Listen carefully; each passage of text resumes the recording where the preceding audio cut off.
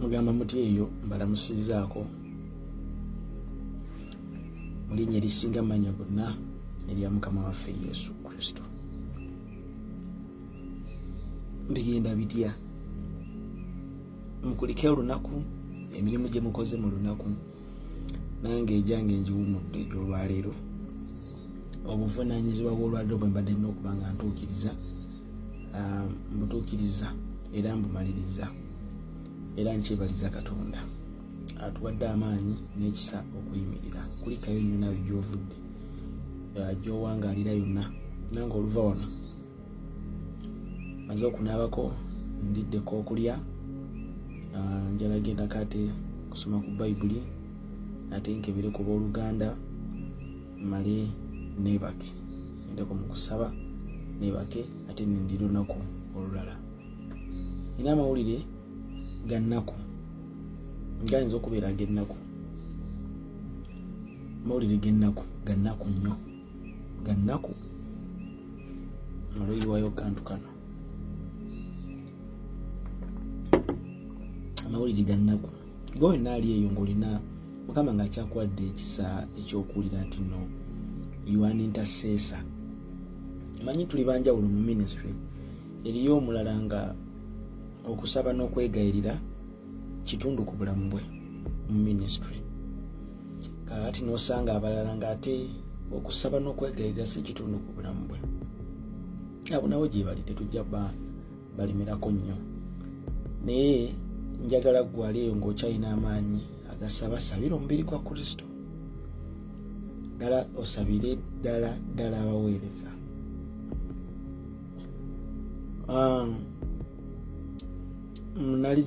Nzise mbabuulira ku bintu eby'enjawulo ebibadde oba ebyapeninga mu Mutundwe, naye nkimanyi bulungi nnyo nti I'm hitting on the rock that was built ages back. Nga rock eno ya buildinga yazimbibwa n'ekola foundations mu mitima gy'abantu, nga ne bw'oba oleeta okulabula kwonna, nga kizibu omuntu okusirikirira muli munda muyina agamba God help us, nga kizibu. Naye ate singa oleeta oba okulabula nga kuzze oba tugambe kugenda eri bugingo whatever, ekyo nga kigenda kubeera kyangu nnyo omuntu okugamba oyo bugingo yagwawo, oyo bugingo era bugingo oyo era bugingo oyo.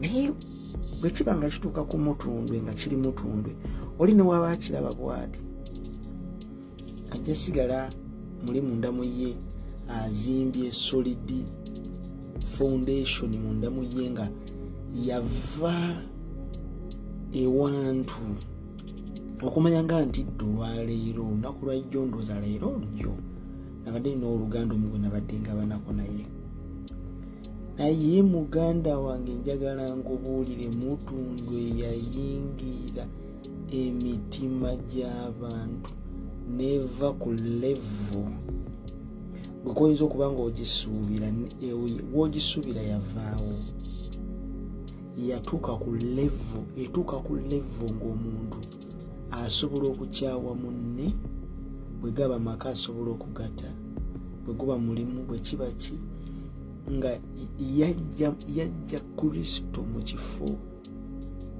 n'ateekawo Mutundwe, ng'alina we yateeka Musumba Tom Mugerwa nti oli ye next of kin wa Katonda.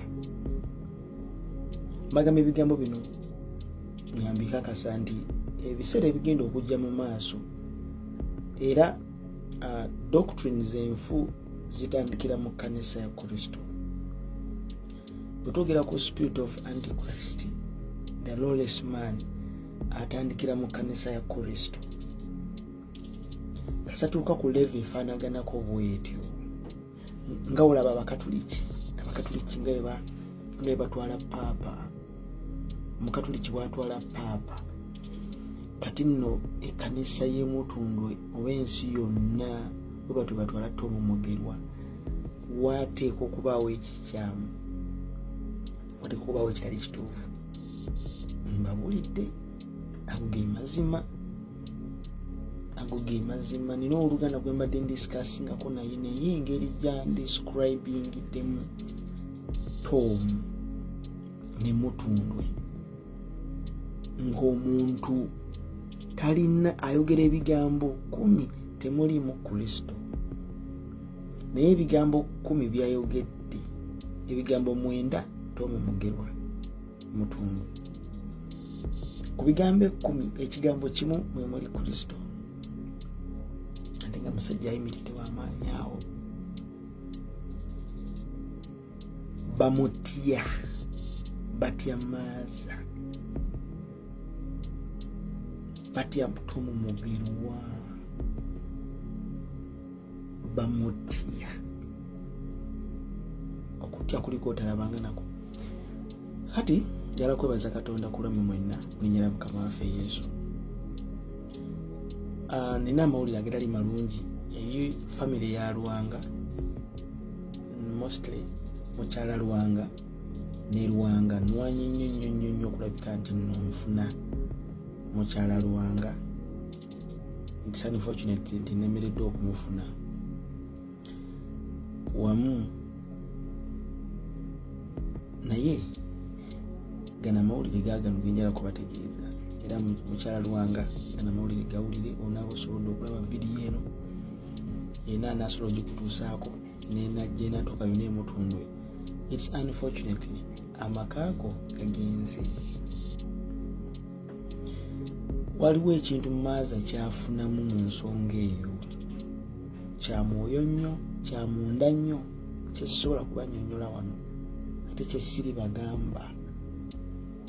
But it's unfortunate nti byonna programu zonna zigenda mu maaso Maaza azimanyiiko. Jackie Nalubwamu ogenda okutwala Lwanga, kiteeketeeke bulungi nnyo, kiteeketeeke, kubanga mu Baalwanga teri nkidda mu Baalwanga.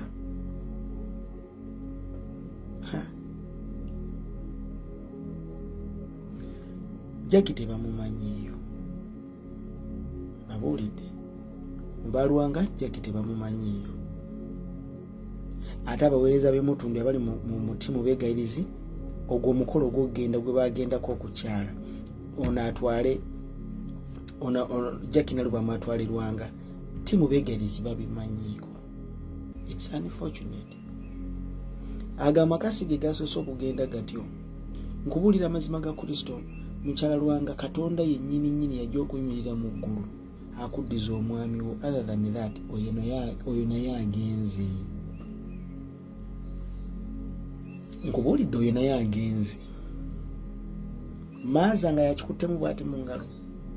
Kakati Tom Mugerwa mumuze ebbali musajja wattu, ye baamuteeka bati mu ccupa, talina kyasobola kwogera wadde okusalawo.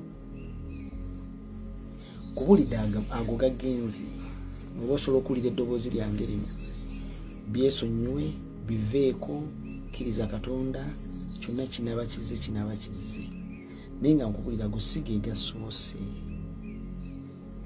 Kankubulira abantu gye bali abakola ebintu byabwe naye nga babifunamu. Waliwo baddeko mu nnyumba z'abasamize ku kyalo, abaloko batera okubeerawo n'ebyana ebibeeraawo nga tebitegeera bulungi, nga bitambulirwamu wongo waabwe, ebyawongo bitambuliramu abo abaana, batera okuyika endusu, kibeeraawo kusoma kwagaana, kibeeraawo nga kyebaluupingako.